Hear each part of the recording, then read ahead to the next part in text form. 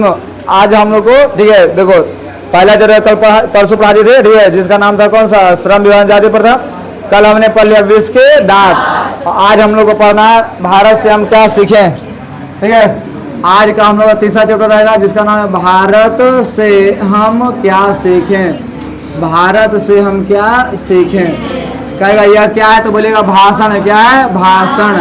और इस भाषण के लिखने वाले कौन है तो बोलेगा मैक्स मूलर। भाषण को लिखने वाले कौन है, मैक्स मूलर। याद रखिएगा, बोलेगा कि नहीं कोई है, मैक्स मूलर। देख लें हम लोग आगे बढ़े, बताइए भारत से हम क्या सीखे, क्या है, भाषण। कैसे याद रखोगे, भारत लोग हमेशा भाषण देवे करता है, साथ नहीं देगा कोई, देगा भाषण। कुछ काम कर लो ना था हमारा कार्य बता नहीं पहले से कहाँ था। और लिखने वाले कौन है, मैक्स मूलर। और छोटा छोटा भाषण थोड़ा देगा, बड़का बड़का मैक्सिमम भाषण देगा, ज्यादा भाषण देगा सब। ठीक है, अरे भारत से हम क्या सीखेंगे, लेखक कौन हो गया, मैक्स मूलर। साहित्य की कौन सी विधा है तो भाषण। हर चैप्टर की भांति हम लोग इस चैप्टर में भी पहले देखेंगे लेखक परिचय। क्या देखेंगे हम लोग, लेखक परिचय। मैक्स मूलर का पूरा नाम है फ्रेडरिक मैक्स मूलर। पूरा नाम क्या है, फ्रेडरिक मैक्स मूलर। समझना, पूरा नाम क्या है, फ्रेडरिक मैक्स मूलर। इनका जन्म कब हुआ था बोलेगा 6 दिसंबर को 1823। 6 दिसंबर 1823 को। इसमें कहाँ हुआ था, जर्मनी में। कहाँ जन्म हुआ था, जर्मनी में। यार किया कहाँ हुआ था, जर्मनी के डेसाउ नामक शहर में। यार किया जर्मनी कौन शहर में हुआ था, डेसाउ नामक शहर में इनका जन्म हुआ था 6 दिसंबर 1823 ईस्वी को। यार ना जन्म कब हुआ था, 6 दिसंबर 1823 को जर्मनी के डेसाउ नामक नगर में, डेसाउ नामक शहर में। यार ना, यार किया। अब इनके पिता का नाम का पूछ जाने के लिए, इनका नाम, पिता का नाम था विल्हेल्म। पिता का नाम क्या था, विल्हेल्म मूलर। Wilhelm Müller. इसमें क्या नाम था, विल्हेल्म मूलर। इनके जन्म के 4 साल के बाद, 4 वर्ष के बाद जान के इनके पिता विल्हेल्म मूलर की क्या जाती है, मृत्यु। क्या जाती है, मृत्यु। जन्म कितने साल बाद, 4 साल बाद। यार ना, तो कहेगा विल्हेल्म मूलर की मृत्यु कब हुई थी, बोलिए 1827 में। 1827, 4 साल कितना, 1827 है ना, यार किया। ठीक है, इन्होंने इनकी ना बचपन में जो रुचि था यानी कि संगीत में था, चित्रकला में था। ठीक है, ये सब वगैरह में इनका क्या था, रुचि था। ठीक है, लेकिन बाद में यानी कि इन्होंने जब ये बचपन में ना कई सारे भाषाओं को इनको नॉलेज हो गया था। जैसे जर्मन भाषा बोलो, ग्रीक भाषा बोलो, समझ गया, अंग्रेजी, इन सब का क्या था, इनको नॉलेज हो गया था बचपन में। ठीक है, जब बाद में बड़े हुए 18 साल की उम्र में, कितने साल की उम्र हुई, 18 साल, तो 18 वर्ष की उम्र जान के इन्होंने जर्मनी के ही लिपजिंग, जर्मनी के ही लिपजिंग विश्वविद्यालय, लिपजिंग विश्वविद्यालय से इन्होंने संस्कृत का अध्ययन शुरू किया। क्या शुरू किया, संस्कृत का अध्ययन। और समझना, और उसके बाद जो है इन्होंने संस्कृत का अध्ययन तो कर भी किया, ध्यान किया। और संस्कृत में बहुत बड़े क्या बने, विद्वान बने। क्या बनेंगे, विद्वान। संस्कृत में बड़े क्या बने, विद्वान। आज समझा गया। इस विद्वान बनने के बाद ध्यान किया, इन्होंने कई सारे संस्कृत के ग्रंथों का ना इन्होंने जर्मन भाषा में अनुवाद किया। ठीक है, जिनमें से अगर देखिए ना तो आपने सुना होगा एक हितोपदेश। क्या सुनोगे, हितोपदेश। हितोपदेश कौन सुने हैं, हितोपदेश। और हितोपदेश के लेखक कौन है तो बोलिए नारायण पंडित। हितोपदेश के लेखक कौन है, नारायण पंडित। ये वही नारायण पंडित जानकी जिन्होंने व्याघ्रपति कथा लिखा था, बाघ और राही की कहानी। बाघ और कौन सी कहानी, राही की कहानी। तो हितोपदेश का किस भाषा में अनुवाद किया था, जर्मन। इसमें इसके अलावा देखिए कालिदास की एक रचना है जिसका नाम है मेघदूत। कालिदास की रचना का नाम क्या है, मेघदूत। और मेघदूत का इन्होंने जर्मन भाषा में अनुवाद किया है। ये किनकी रचना है, कालिदास का। इन सब का जर्मन भाषा में अनुवाद किया, हितोपदेश का, मेघदूत का। काठ और केन, काठ और केन, काठ और केन जैसे उपनिषदों का भी इन्होंने जर्मन भाषा में अनुवाद किया। बताइए समझ किया, कौन सी भाषा, किसका अनुवाद किया था, और केन का। किस भाषा में, जर्मन भाषा। कौन सी भाषा में, जर्मन भाषा में। यार ना, हितोपदेश का जर्मन भाषा में अनुवाद कौन किए थे, मेघदूत का अनुवाद कौन किए थे, काठ और केन का अनुवाद मैक्स मूलर। अकबर जी ना ध्यान किया, इतने बड़े संस्कृत के विद्वान ने ध्यान किया कि पश्चिम के ध्यान किया, यानी पाश्चात्य विद्वानों में ध्यान किया। कौन से, पाश्चात्य विद्वानों में ये अग्रणी माने जाने लगे। क्या माने जाने, अग्रणी।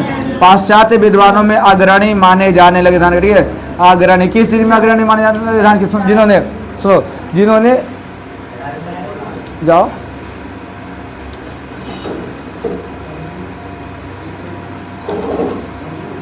हम इसके घर वाले जखने पूछे थे भेज दें घरे, जब हम फोन किए ना तो हम पूछे थे भेज दें घरे, अरे नहीं खाली बतियाना है। आगे बढ़े हम लोग। देखिए मानव सभ्यता का मूल स्रोत, मानव सभ्यता का मूल स्रोत मानने वाले जो पाश्चात्य विद्वान है ना, मानव सभ्यता का मूल स्रोत, मानव सभ्यता का मूल स्रोत, मानव सभ्यता का मूल स्रोत याद रखिए, मानव सभ्यता का मूल स्रोत वैदिक तत्व ज्ञान, वैदिक तत्व ज्ञान, वैदिक तत्व ज्ञान को मानने वाले विद्वान में के पाश्चात्य विद्वान सबसे अग्रणी कोई है तो बोलिएगा कौन है? Max Muller.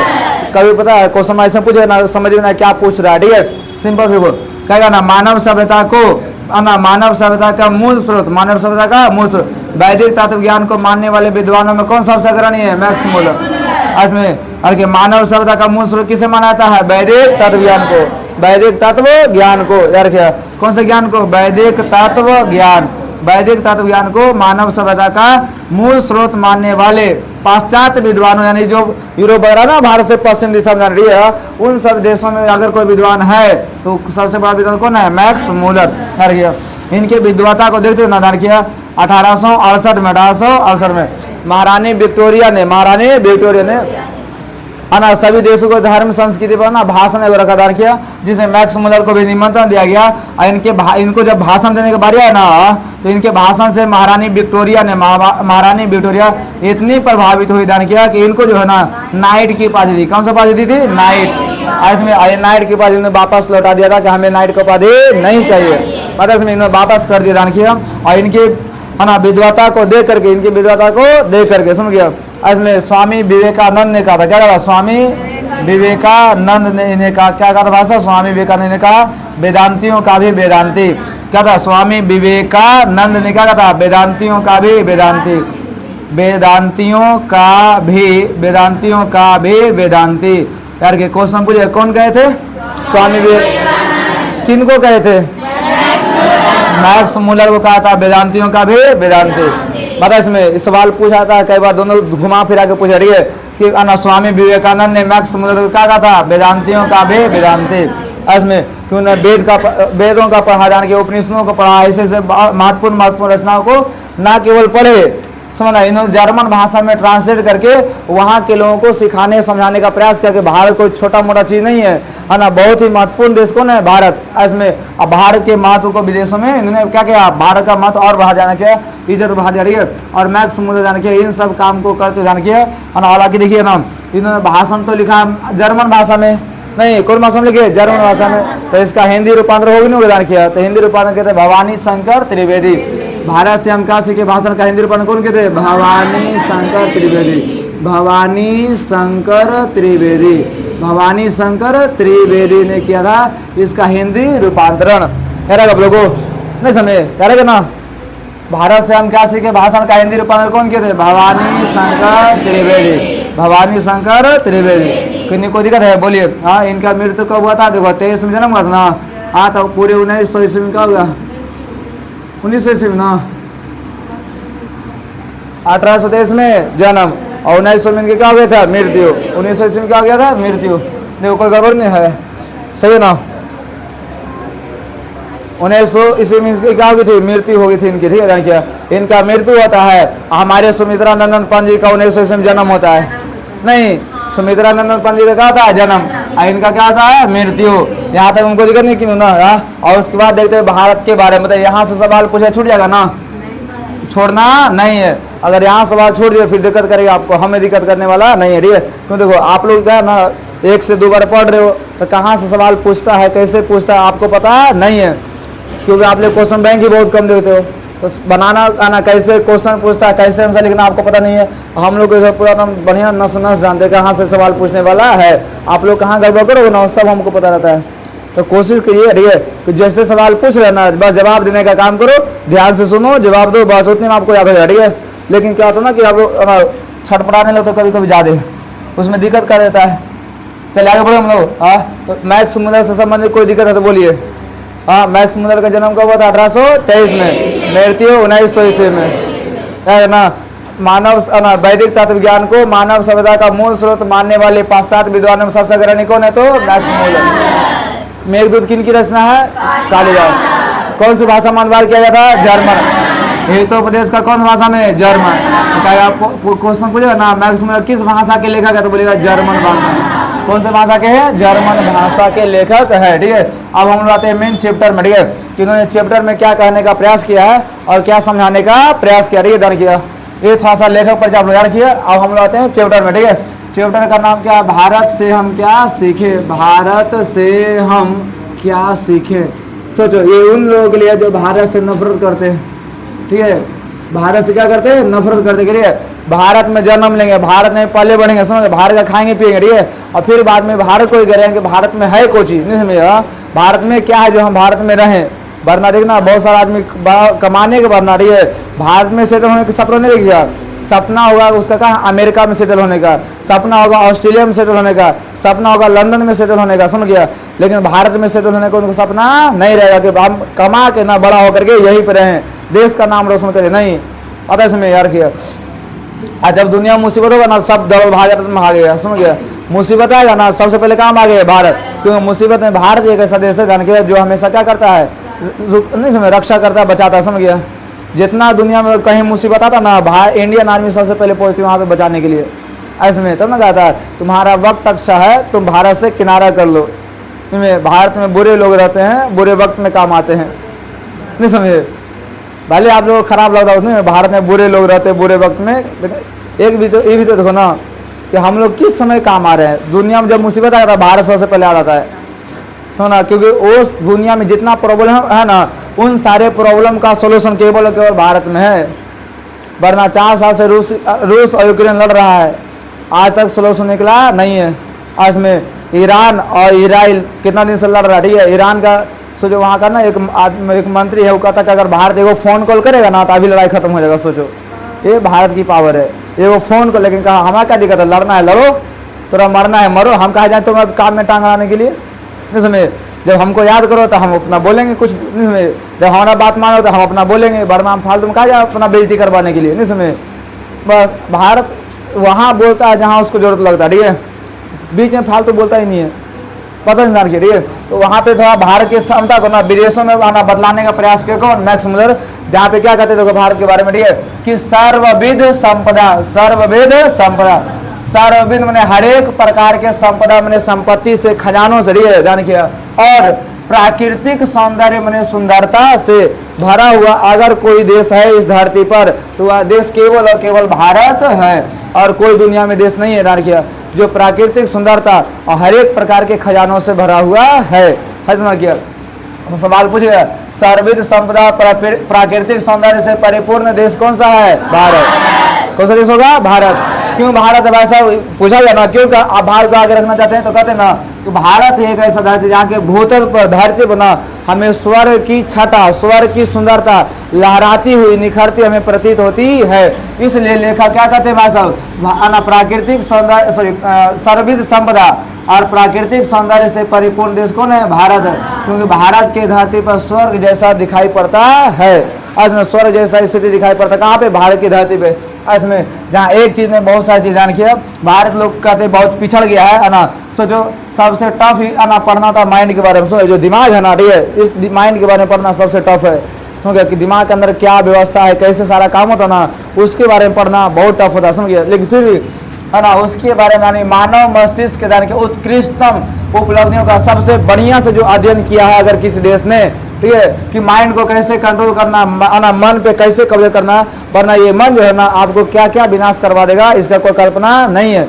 और उसके बारे में अगर पढ़ने का अगर सर्वप्रथम साक्षात्कार मानव मस्तिष्क के बारे में सबसे पहले अगर किसी ने साक्षात्कार किया हो तो वह केवल और केवल देश भारत ही है, वरना कोई दुनिया में देश नहीं। जैसे मानव से पहले जान के हमारे सुनो, जहाँ लोगों को आना आज ऑपरेशन करने के लिए, ब्रेन का ऑपरेशन करने, ये सब करने के लिए आज पूरा कितना बहुत सारा मशीन लगता नहीं लगता है, बहुत सारे इक्विपमेंट लगते हैं, औजार लगता है। सोचो हमारे यहाँ सबसे पहले सोचो ना, उसमें नहीं था ये सब ना, तो हमारे यहाँ योगा चलता है, दिमाग को कैसे कंट्रोल करना, दिमाग को कैसे शांत करना है, आई नहीं समझ। इसी वजह से भारत क्या होगा, बहुत आगे निकल गया, देखिए, ठीक है। इसलिए इन सब चीज़ों में अगर भारत देखा जाता है, भारत हर एक चीज़ में कुछ आगे है, बस उसको ऐसा उलट के लिख दिया भारत के बारे में, ऐसा उलट के लिख दिया कि लोग भारत पर यकीन ही नहीं करते हैं कि भारत में ऐसा भी हो सकता है। बिल्कुल हो सकता है, ठीक है। जो लोग भारत घूमने आते हैं, ठीक है, उन लोगों के लिए कहा गया कि अगर तुम भारत घूमना चाहते हो, सच्चे भारत का दर्शन करना चाहते हो, ठीक है, तो तुमको कलकत्ता, बम्बई, मद्रास जैसे शहर में जाने से ना कोई फायदा होने वाला नहीं है। वहाँ केवल प्रदूषण के अलावा कुछ नहीं मिलेगा। अगर चाहते हो कि सच्चा भारत का दर्शन हो तो सच्चे भारत के दर्शन के लिए आपको गांव में जाना पड़ेगा, ठीक है, वहाँ के लोगों के बीच जाना पड़ेगा, उन लोगों की संस्कृति, उन लोगों का कल्चर, परंपरा सबको देखना पड़ेगा, ठीक है, तब जाकर के आपको क्या होगा, सच्चे भारत का दर्शन हो पाएगा। इसलिए सवाल पूछेगा 2 नंबर में कि सच्चे भारत के दर्शन कहाँ हो सकते हैं, तो बोलिएगा गांव में। कहाँ हो सकता है? गांव में। क्या कलकत्ता, बम्बई, मद्रास जैसे शहर में हो सकता है? नहीं है, क्योंकि यहाँ पर केवल आपको पॉल्यूशन मिलेगा, लोगों के बीच सामाजिक बंधन बहुत कमजोर मिलेगा, कोई आपको वैल्यू नहीं। वहीं गांव में जाओ ना, आपको वहाँ की संस्कृति, पुरानी परंपरा, सब कुछ देखने मिलेगा। पता है इसमें, इसलिए बहुत सारे लोग आते हैं ना विदेश से घूमने के लिए ना, तो शहर में तो घूमने कर रही है, साथ साथ में कहाँ घूमता है, गाँव में भी घूमता है, समझ गया अपने। जिसमें गांव में देखिए ना, तक बहुत सारे गांव देखिए, जिसमें जैसलमेर, राजस्थान का ना जैसलमेर इतना टूरिस्ट हब बन गया ना, वहाँ विदेश लोग आते हैं घूमने के लिए। राजस्थान का कौन सा? जैसलमेर बहुत हो गया। भले वहाँ रेगिस्तान है तो क्या संस्कृति वहाँ बहुत बढ़िया से मजबूती से लोग अपने संस्कृति को पकड़ रखे हैं, ठीक है। इसमें फिर कहते हैं ना घूमने के लिए कहाँ जाना है? गाँव में। कहाँ जाना है? गाँव में। तब किसका दर्शन होगा? सच्चे भारत का। तो सवाल बोलिए, सच्चे भारत का दर्शन कहाँ से होता है? गाँव में। फिर कहते हैं ना, जो यूरोप के लोग जान के आना, हम लोग प्लेटो को पढ़ते हैं, कांट को पढ़ते हैं, समझ गया, बड़े बड़े लेखकों को पढ़ते हैं, समझ गया। अब लेकिन जो लोग यूरोप को पढ़ के अपने आप को ऊंचा मानते हैं ना, ठीक है, अपने आप को श्रेष्ठ मानते हैं, उन यूरोपियन लोगों के लिए मैं नजर खोलने वाली बात बोल रहा हूँ। क्या बोलते हैं कि इन यूरोपियन लोगों के लिए भारत को ना पहचान सकने वाली दृष्टि की आवश्यकता वांछनीय है। जो लोग भारत को ना मतलब गरीब के रूप में ना, दबा सताए के रूप में, जाना सांपों का देश, ना जादूगरों का देश ऐसे बोलता ना, उनको बस अपना आँख जो है ना बढ़िया से खोल करके भारत को देखने की जरूरत है, जान के भारत को पहचानने की जरूरत है। क्योंकि भारत छोटा मोटा देश नहीं है, कोनो आलतू फालतू देश नहीं है, जान के भारत दुनिया का एक महत्वपूर्ण देश है। जहाँ अगर भारत को इग्नोर किया गया, ठीक है, तो पूरा दुनिया से समस्या का समाधान कभी निकलने वाला नहीं है।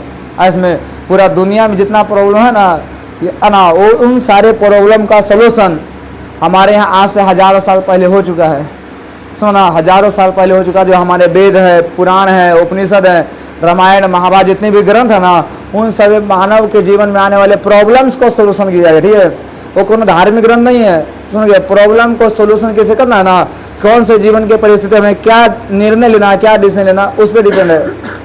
और लोग धार्मिक ग्रंथ बना रखा है, समझ गया। खैर छोड़िए, तो कहेगा सवाल पूछा भैया कि भारत को पहचान सकने वाले दृष्टि की आवश्यकता किन लोगों के लिए वांछनीय है, तो बोलिएगा यूरोपियन लोगों के लिए भारत को पहचान सकने वाली दृष्टि की आवश्यकता वांछनीय है। 2 नंबर का सवाल पूछेगा, ऐसे करके आपको क्या लिखना, आंसर जैसा भी बोला गया, ठीक है। इसमें उसे लिखने क्वेश्चन पूछ दिया, लिखना आ गया, हो गया आपका काम, ठीक है। तो इसको लिखने के लिए आपको इसको रिविजन करते रहना होगा, ठीक है। यार किया फिर क्या कहते हैं कि जो लोग भारत से नफरत करते हैं उनके लिए खास सूचना दान किया रही है कि क्या है कि जो लोग भारत के अलग अलग क्षेत्रों में आके पूरे दुनिया में तुम कौन हो, कोई से मतलब नहीं, ठीक है। अगर आपको कोई अगर एक चीज में अगर ज्यादा रुचि है, ज्यादा अगर आपको क्या है मतलब कि मन लग रहा है किसी काम में, एक चीज में, ठीक है, तो आप बताइए किस चीज में आपको मन लग रहा है, ठीक है। उसके लिए आपको भारत जीता जाता उदाहरण मिलेगा। भारत में हर कुछ मिलेगा, सब चीज मिलेगा आपको उदाहरण, ठीक है। क्या कहते हैं, अगर आपकी अभिरुचि भू विज्ञान में, कुछ में भू विज्ञान, तो आइए हिमालय से लेकर पूरा श्रीलंका तक आपका इंतजार कर रहा है हम लोग। हाँ, पूरा हिमालय से कहाँ तक, श्रीलंका तक आपका क्या कर रहा है, इंतजार कर रहा है। समझदार किया। अगर आपका भू विज्ञान यानी जमीन के बारे में अगर आप अध्ययन करना चाहते हैं, समझ गए, मतलब आपके लिए कौन सा भाषा, पूरा हिमालय से लेकर कहाँ तक, श्रीलंका तक आपका क्या कर रहा है, इंतजार कर रहा है, समझ गया। अगर आपका रुचि वनस्पति में है, पेड़ पौधों में, कहाँ पर है, पेड़ पौधों, ठीक है, तो आइए हमारे यहाँ भाषा एक बहुत बड़े के वनस्पति वैज्ञानिक कौन है, हकर्स, उनका पूरा रिपोर्ट पढ़िए आप लोग, है नहीं, पूरा रिपोर्ट पढ़िए। अगर आप रिपोर्ट पढ़ेंगे तो आपको लगेगा हालांकि भारत में सच में पेड़ पौधों में भाषा बहुत विविधता देखने को मिलेगा। विविधता समझते, विविधता, हाँ, जब एक ही जगह पे जब अलग अलग प्रकार की चीज जब एक ही जगह रहता ना, ये उसमें क्या कहते हैं, विविधता। जैसे अगर कोई बगीचा है और उसमें एक ही कलर का फूल है ना, एक ही रंग का ना, जैसे खाली केवल गुलाब का फूल है, तो वो खाली एक एक कलर का फूल होता है, उसको विविधता नहीं बोलते किया। जहाँ कुछ फूल गुलाब का, कुछ फूल चमेली का, सब चीज का मिला कर ना, देखो बगीचा कितना रंग बिरंग का होने होता है, तो बड़ी सुंदर लगता नहीं होता है, उसको हम बोलते विविधता। कि है जमीन एक ही जगह, समझ गया, लेकिन जब उसमें अलग अलग कलर का चीज, अलग अलग चीज एक ही जगह पाया जाएगा ना, तो उसमें क्या कहते हैं विविधता दान किया। तो भारत में विविधता थोड़ी कम है, बहुत ज्यादा। ठीक है, इसलिए वनस्पति विज्ञान में रुचि रखने वालों के लिए हमारे यहाँ एक वनस्पति वैज्ञानिक है जिन्होंने पूरा अपना रिपोर्ट तैयार किया है, हकर्स। तो सवाल पूछेगा हकर्स कौन थे?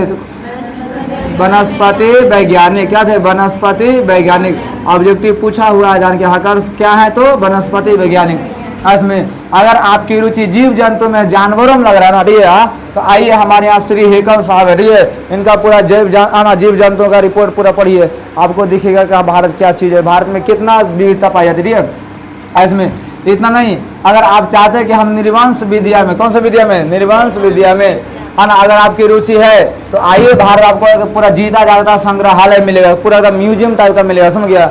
अगर आप मानव के बारे में पढ़ना चाहते हो, निर्वंश विद्या मैंने कुछ मानव, निर्वंश विद्या मैंने कहा था मानव। इसमें महिला से वो गाली तो देती है ना, इसमें ये ना ना समझाया मुझे क्यों रहा है, इसलिए बता किसको मानव ना देती एक महिला दूसरे लड़का, समझ गया। अब यहाँ जिस वंश का था निर्वंश, सवाल पूछेगा मानव विद्या का संबंध किसे है? उल्टा बोल दिए, उल्टा बोल दिए, निर्वंश विद्या का संबंध किसे है? मानव विद्या। ये सवाल पूछा रही है, निर्वंश विद्या का संबंध किसे है? मानव। आइए ना, पूरा भारत में 140-46 करोड़ आपको जनसंख्या जो मिलेगा ना, पूरा तो मानवे है ये भरल नहीं, पूरा दुनिया में जनसंख्या किसका है? भारत का सबसे। नहीं, जब किसी आदमी को शादी ब्याह के बाद ही बाल बच्चे नहीं होते ना, ठीक है, जिसका अगला वंश आ ही नहीं रहा है, तो उसको कहा जाता है। जबकि निर्मन था मानव, इसमें निर्मने मानव, अब वंश मैंने खाना अगला पीढ़ी, सुन गया, तो मानव का अगला पीढ़ी जब नहीं आएगा ना, तो उसको गाली के रूप में देता है ऐसे करके, ना बुझाया? अब घर में जा रहे कौन मम्मी कर जाती होगी, सो इसमें घर में कौन जा रहे कौन कर जाती है? मम्मी। इसमें कोई कहते ना, तो मतलब निर्वंश विद्या का संबंध किससे है? मानव से। नहीं, गाली की मानव को देते ना, निर्वंश विद्या का संबंध मानव से। अगर आप पुरातत्व प्रेमी हैं, कुछ है पुरातत्व प्रेमी, पुरानी वस्तुओं में अगर आपकी रुचि है, तो आइए हमारे भारत में। कहाँ है? हमारे भारत में। भारत में आपको एक व्यक्ति मिले जिनका नाम है कनिंघम। क्या नाम है? कनिंघम। नाम क्या है? कनिंघम। ठीक है, कनिंघम की दान किया वार्षिक सर्वेक्षण का दान किया, ठीक है, देखिए कनिंघम के दान किया, ठीक है, वार्षिक सर्वेक्षण रिपोर्ट है, देखिए वार्षिक सर्वेक्षण रिपोर्ट, ठीक है, दान किया वार्षिक सर्वेक्षण रिपोर्ट। आइए आपको मिलेगा कौन सा? पूरा अगर आप पुराने चीजों में क्या है रुचि, तो आइए हमारे यहाँ नालंदा है, भागलपुर का विक्रमशिला विश्वविद्यालय के लिए, आइए हमारे कुम्हार है, वहाँ पे कुम्हार हो गया, बराबर हो गया, समझ गया। एक जगह थोड़े है, बहुत जगह। आइए हमारे सिंधु सभ्यता पूरा दिखाते हैं, समझ गया। तो वहाँ एक चीज नहीं बल्कि हमारे कई सारे ऐसे पुराने चीज हैं जिनमें अगर आपकी रुचि है ना, तो आप पढ़ते जाओ ना, खत्म नहीं होने वाला है। इसमें इतना भारत में है आपके पढ़ने के लिए, लेकिन फिर भी आपको लगता है भारत में क्या है, तो आओ भाई साहब देखो पूरा बढ़िया से, आँखियाँ फाड़ के देखो बढ़िया से। नहीं, आँखियाँ फाड़ दिखेगा तब ना दिखेगा ना कि हाँ भू विज्ञान के लिए हिमालय से श्रीलंका तक है, वनस्पति विज्ञान के लिए हकास का पूरा रिपोर्ट तैयार है ना, जीव जंतु के लिए हेकल का पूरा रिपोर्ट तैयार है, निर्वंश विद्या के लिए भाषा, और पूरा मानव विज्ञान पूरा धरती पूरा जीता जाता, पूरा म्यूजियम लगेगा आपको, ठीक है। इसमें अगर आप पुरातत्व प्रेमी हैं, आइए कनिंघम का सर्वेक्षण का वार्षिक रिपोर्ट पढ़िए, पूरा में क्या है ना, पुरातात्विक का जो ना वार्षिक सर्वेक्षण रिपोर्ट, इसको पढ़िए। आपको पढ़ते पढ़ते समय बीत जाएगा, लेकिन खत्म हो पाएगा नहीं, इतना सारा चीज भरा हुआ भारत में, ठीक है। अगर आपकी रुचि पुराना सिक्का में ना, तो आइए हम आपको कहानी सुनाते, सुन गया कि भारत में पुराना सिक्का एक नहीं बल्कि कई सारे राजाओं ने, अलग अलग राजाओं ने कहा ना, किसी ने भाई साहब मिट्टी का सिक्का जलाया, किसी ने चांदी का सिक्का जलाया, किसी ने तांबा का सिक्का जलाया, किसी ने सोना का जलाया, किसी ने शीशा का, किसी ने चमड़ा का। इसमें कि अलग अलग राजाओं ने अलग अलग सिक्का जलाया, समझ गया। हमारे यहाँ एक सिक्का थोड़े, बहुत सारा रखिए। उसी में ना वारेन हेस्टिंग्स से संबंधित एक दुर्भाग्यपूर्ण दुर्घटना का हवाला देते हैं, समझ गया। क्या कहते ना, ठीक है, कि जब भारत का गवर्नर जनरल कौन था? Warren Hastings. भारत का गवर्नर कौन था? Warren Hastings. ध्यान किया, तो इसको ना बनारस के पास खुदाई करते समझना, ध्यान किया, इसको 172 गो दारिस नामक, ध्यान किया, सोने के सिक्का से भरा हुआ घड़ा मिला था। क्या मिला था? घड़ा। उस घड़ा में सोना का सिक्का भरल था, समझ गया।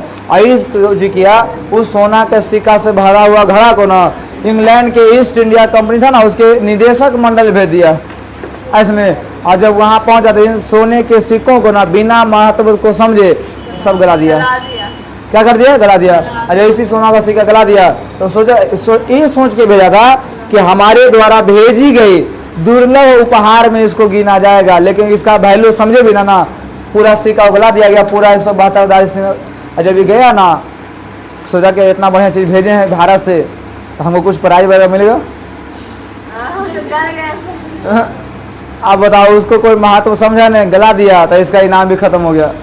आज में इनाम इसको बेचारा को मिला नहीं, नाराज हो गया। सोचो हमारे जमीन के नीचे से क्या निकला? सोना। सोचो है ना, जबकि भारत को पहले सोने की चिड़िया भी कहा जाती, समझ गया। इतना सोना चांदी भारत में था, ठीक है, पैसा कौड़ी धन दौलत सुख समृद्धि सब कुछ था। आज में आज सब कोई सब चलता लूट लाट के ले गया, समझ गया।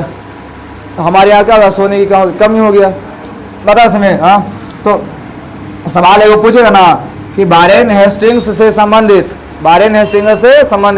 लेखक ने किस दुर्भाग्यपूर्ण दुर्घटना का हवाला दिया है? तो सीधे बोलेगा जब वारेन हेस्टिंग्स भारत का गवर्नर जनरल था तो उसे बनारस के पास खुदाई में ना 172 को दारिस नाम का क्या मिला था? सोना का सिक्का से भरा हुआ घड़ा मिला था, जिसे ईस्ट इंडिया कंपनी के निदेशक मंडल में यह समझ के भिजवा दिया कि उसके द्वारा भेजे गए दुर्लभ वस्तु में से गिना जाएगा और पुरस्कार वगैरह मिलेगा। लेकिन उन स्वर्ण मुद्राओं को क्या कर दिया गया? गला दिया गया। क्या कर दिया गया? गला दिया गया। तो जाएगा इनाम चला गया, खत्म हो गया। ऐसे में ध्यान रखिए। इसके अलावे पुराना सिक्का छोड़ो, अगर आपकी रुचि अगर आप दैवत विज्ञान में है, देवी देवता में है ना, तो आइए भारत आपको पूरा देवी देवता से भरा हुआ मिलेगा। इसमें यार कि अगर आपका रुचि नीति कथा में है, कौन सी कथा में? नीति कथा है ना, या फिर आपको दंत कथा में, कौन सा? दंत कथा, समझ गया। नीति मैंने दान किया हुआ होता है। नीति कथा मतलब वैसी कहानियां जो आपके सोच विचार बुद्धि को बदल देता है, उसे हम कहते हैं नीति कथा। और जितना राक्षस होता ना, राक्षस हो गया, उन राक्षसों से संबंधित जितना कहानी है ना, उनसे कहता है दंत कथा। राक्षसों से संबंधित कहानी को क्या कहेंगे?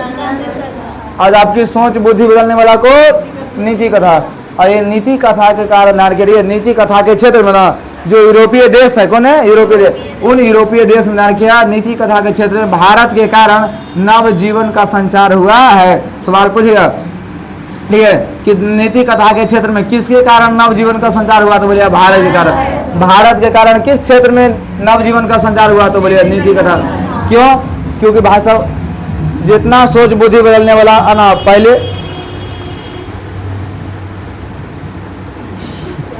रोड के किनारे पाए ना कि ये सोच बड़ा कभी टी कभी पी कभी भी चलो कोई बात नहीं। देखो आगे हम लोग बढ़ रहे हैं, देखो आगे हम लोग बढ़ रहे हैं।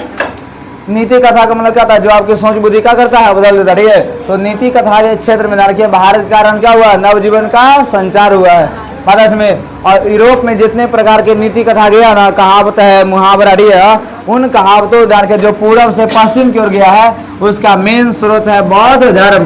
क्योंकि बौद्ध धर्म के जो भिक्षुक होते थे प्रचार करने वाले, ठीक है, बौद्ध धर्म के भिक्षुक वो कहीं जहाँ कहीं भी जाते थे ना, ठीक है, वो भारत की कहानियों को, पुराने नीति कथा को, दंत कथा को ना वहाँ पर ले जाकर पूरा यूरोप में प्रचार प्रसार करते थे, ठीक है। और वही प्रचार प्रसार करते करते पूर्व से नीति कथा और दंत कथा कहाँ पहुँच गया? पश्चिम में। कहाँ पहुँच गया? पश्चिम में। और इन्हीं नीति कथा में है ना कई सारे मुहावरे भी किया, जैसे है ना शेर की खाल में गीदड़, शेर की खाल में गीदड़, मैंने खाल पहनना खा शेर का, समझ गया, लेकिन भीतर को चाहिए गीदड़ है।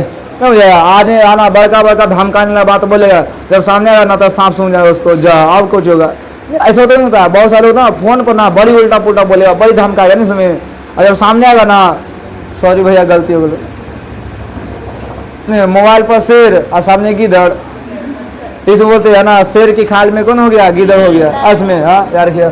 जबकि ऐसे और कहानी था वो चूहिया वाला, आपने कहानी सुना होगा, ठीक है, किस कहानी सुना होगा? चूहिया वाला, ठीक है। आई सब कहानी यूरोप में ले आने वाला कौन थे? बौद्ध धर्म। कौन है? बौद्ध धर्म। एक एफ्रोडाइट नाम का कोई एफ्रोडाइट नाम का कोई आदमी दर्शन किया, इसके पास मंत्र शक्ति था।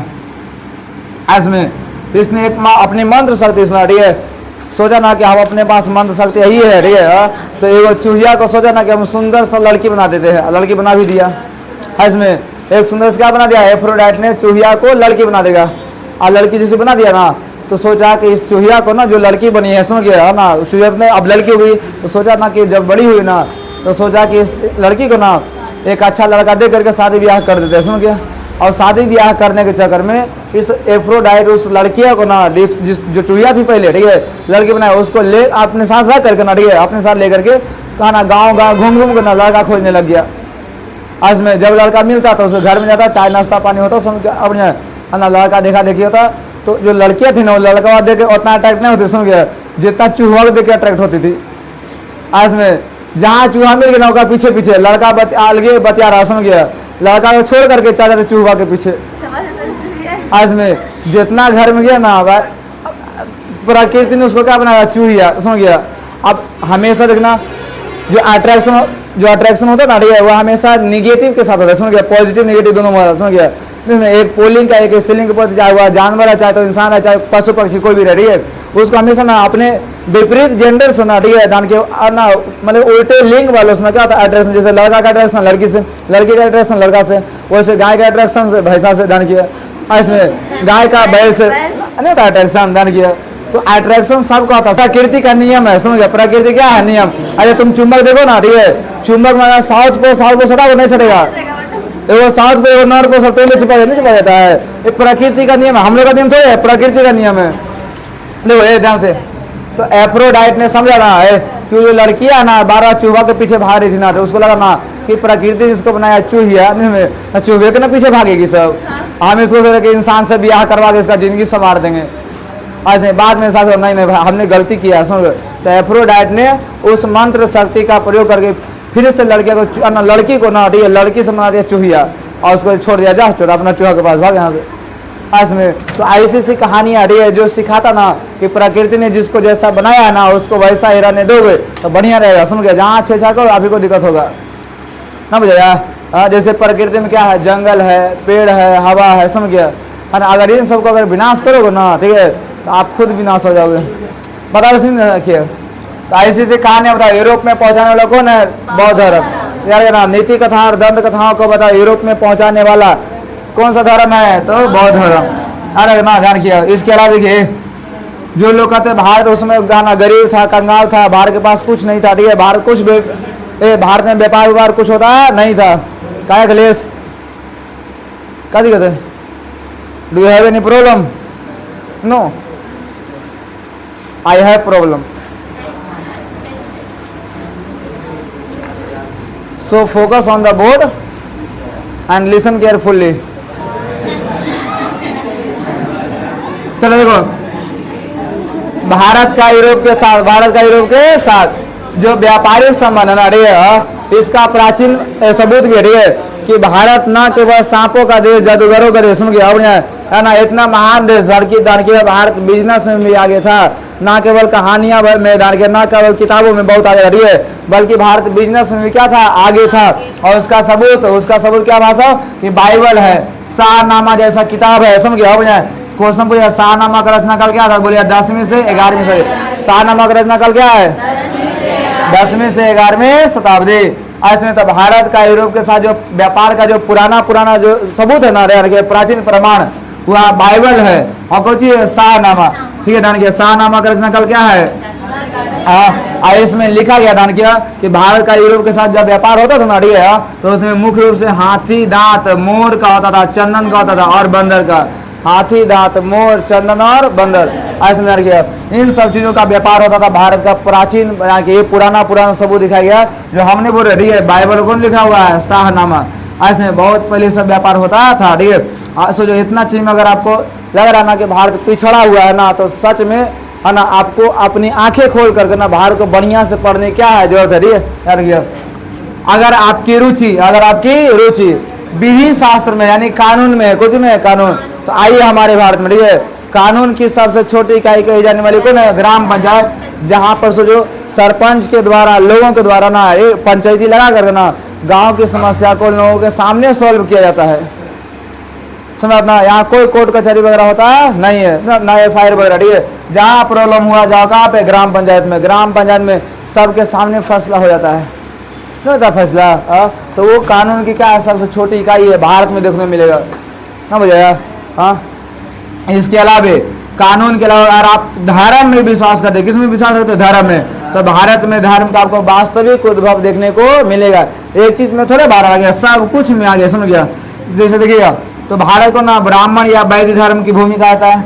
ब्राह्मण या वैदिक धर्म की भूमि किसे कहते हैं? भारत को। ऐसे बताओ, धर्म के वास्तविक उद्भव कहाँ देखने को मिलता है? भारत में। अरे ना क्वेश्चन बताओ, भारत जो है किस धर्म की भूमि कही जाती है? तो ब्राह्मण या वैदिक, ब्राह्मण या वैदिक धर्म की क्या कहते हैं? भूमि। इसके अलावा बौद्ध धर्म की जन्मभूमि, बौद्ध धर्म क्या है? जन्मभूमि।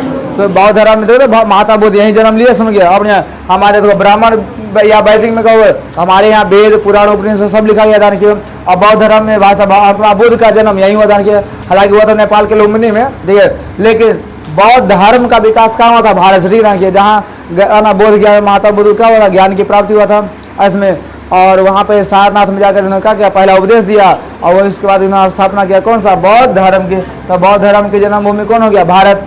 इसमें पारसियों के जथारथ अशुर धर्म के शरण स्थली रही है कि जब ईरान में अरब के मुस्लिम आक्रमण हुआ था ना, रही है, अरब का मुस्लिम आक्रमण किया ईरान पे, रही है, तो वहाँ के रहने वाले पारसी लोग भारत भाग के आए थे, समझ गया। अब भारत के राजा ने उस समय कहा था कि हमारे पास आपको रखने के लिए जगह नहीं है, पूरा जगह भरा हुआ है, समझ गया।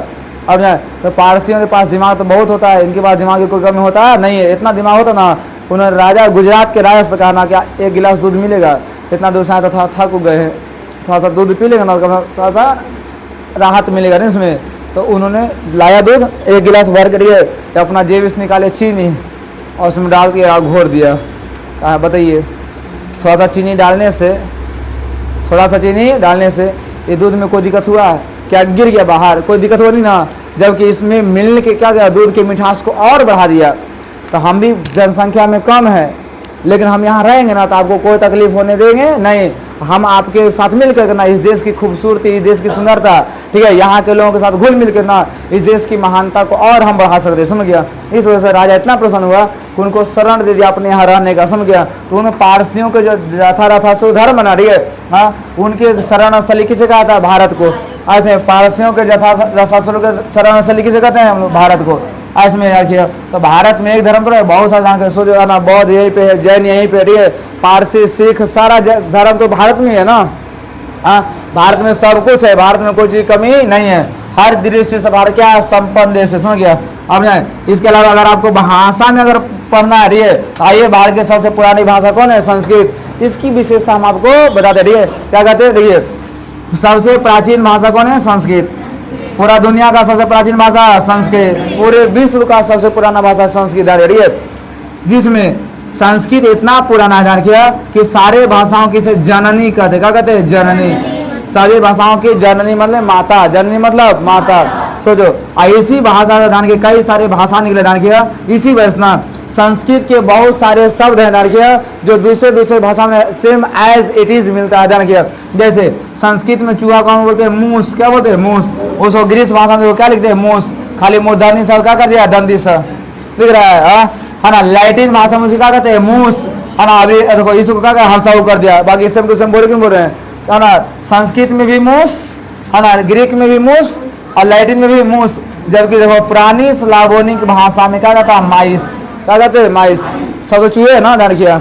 इसी वजह से कई सारे शब्द भाषाओं का देखो शब्द सेम टू सेम मैच कर रहा है। इसी वजह से दान किया दुनिया का सबसे प्राचीन भाषा कौन है? संस्कृत। इसमें अब पहले किताबों किस भाषा में छपता था? संस्कृत में, ना समझे, तब ना दूसरी भाषा जन्म हुआ यहाँ पे यार किया, ठीक है। इतना ही नहीं, भाषा के बाद अगर आपको लगता है कि हम माना लेखक खुद अपना विचार प्रस्तुत करते जाने, ठीक है, कि अगर हमसे पूछा कि वास्तविक इतिहास क्या है, वास्तविक इतिहास क्या है, तो लेखक साहब खुद बताते हैं, मैं वास्तविक इतिहास उस चीज को मानूंगा जिससे मानव सभ्यता के मूल स्रोत का पता चले कि मानव बढ़ा कहाँ, समझ गया, मानव इतना आगे कैसे आया, समझ गया। तो उस मानव सभ्यता का मूल स्रोत यानी उद्गम जो किया, जहाँ से उद्गम यानी मूल जो स्रोत है ना, अगर हमें बताया जाए कि हम लोग आए कहाँ से, समझ गया, हम लोग का इतना परंपरा आगे बढ़ा के, समझ गया, तो मानव सभ्यता के विकास का जो मूल स्रोत है ना, अगर उसके बारे में पढ़ते हैं तो वह कहलाता आपका कौन सा भाषा? वास्तविक इतिहास। हालांकि क्वेश्चन से पूछता नहीं है, एग्जाम में कभी पूछेगा भी नहीं, समझ गया, लेकिन आपको क्वेश्चन चैप्टर में है, ठीक है, तो कभी क्या पता कभी पूछ लॉटरी लग जाए कभी कभी, ठीक है, कि लेखक वास्तविक इतिहास किसे मानता है, ठीक है, तो बोलिएगा मानव सभ्यता के मूल स्रोत के अध्ययन को, मानव सभ्यता के मूल स्रोत के अध्ययन को हम क्या कहते हैं, वास्तविक इतिहास कहते हैं। ऐसे में याद रखिएगा। इस भाषण के अंत में क्या कहते हैं, भाषण सुनने से, भाषण के अंत में कहना चाहते हैं कि अगर कोई व्यक्ति भारत का दर्शन अगर काफी नजदीक से करना चाहता है तो उस व्यक्ति के लिए हम कहना चाहेंगे, जो व्यक्ति चाहता है कि हम भारत का दर्शन काफी नजदीक से करें, काफी करीब से करें ना, हम उसको नया सिकंदर कह के पुकारेंगे। क्या हम लोग कहेंगे, नया सिकंदर। एक सिकंदर आया था भारत को आक्रमण करने के लिए, हमला करने के लिए, वो छोटा हार के गया था, समझ गया। और अब कोई व्यक्ति जाता है भारत को पढ़ने के लिए, भारत को देखने के लिए, भारत को समझने के लिए, तो उस व्यक्ति को हम कहेंगे कौन सा, नया सिकंदर। और नया सिकंदर में भाषा एक व्यक्ति आता है जिनका नाम है सर विलियम जोन्स। नया सिकंदर किसने कहा पुकारा है, सर विलियम जोन्स, क्योंकि ये 37 साल की उम्र में जान के भारत आए थे, जान के, और 1783 में आए थे। कब आए थे, 1783 में, ठीक है, क्योंकि सर विलियम जोन्स जैसे जान के ना जाने अभी भारत को ना बहुत सारे स्वप्नदर्शी, सपना देखने वाले लोगों क्या है, आवश्यकता है भारत को, ठीक है, ताकि भारत का महत्व, भारत का इतिहास पूरा दुनिया में क्या करे, प्रचार करे, समझाए जान के, ठीक है। इसके लिए कहेगा ना, सवाल है वो पूछता जान किया कि नवागंतुक अधिकारियों के लिए लेखक किसके तरह स्वप्न देखने की चर्चा करता है, तो बोले sir William Jones. Sir William Jones.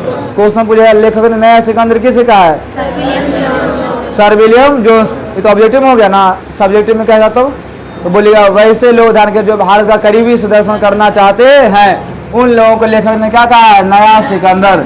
जो लोग भारत का काफी नजदीक से दर्शन करेगा उन्हें कहा जाएगा नया सिकंदर, जिसमें सर विलियम जोन्स जो 37 साल के होते हैं। अब भारत में यात्रा कब किए थे, 1783। सर विलियम जोन्स ने भारत की यात्रा कब किया था, 1783। इनका नाम बड़े ही आदर से लिया जाता है।